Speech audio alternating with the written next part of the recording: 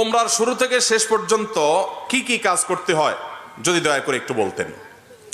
ওমরার কাজগুলো খুব বেশি না, আমরা মনে করি ওমরা অনেক জটিল কোনো কাজ।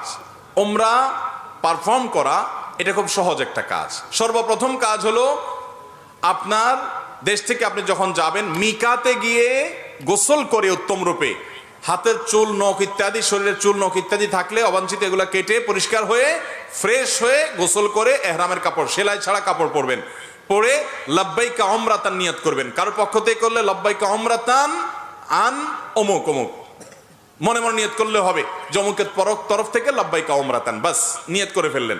এরপরে আপনি রওনা দিবেন। সাধারণত বিমানে গেলে মিকাত থেকে এহরাম পরা যায় না, তাহলে আপনি ঢাকা এয়ারপোর্ট থেকেও পড়তে পারেন, অথবা এহরামের কাপড় নিয়ে বিমানে ঘোষণা দেয় যে এখন আমরা মিকাত ক্রস করব, তখন আপনি পরে ফেলতে পারেন যদি অল্প সময় পান। আর নাহলে এখান থেকে এহরামের কাপড় পরে থাকলে নিয়তটা তখন করলেন লাব্বাইকা উমরাতান, বাস শুরু হয়ে গেল এহরাম পরা, একটা কাজ শেষ। এহরাম পরার পরে আপনি তালবিয়া পড়বেন, লাব্বাইক আল্লাহুম্মা লাব্বাইক লাব্বাইক লা শারীকা লাক লাব্বাইক ইন্নাল হামদা ওয়ান নি'মাতা লাকা ওয়াল মুলক লা শারীকা লাক। এটা পাঠ করতে করতে আপনি পুরা পথে যেতে থাকবেন। পুরুষরা জোরে জোরে পাঠ করবে, মহিলারা আস্তে আস্তে, বাস দুইটা কাজ হয়ে গেল। এহরাম পরা, গোসল করে উত্তম রূপে মিকাত থেকে নিয়ত করা এবং তালবিয়া পড়তে থাকা।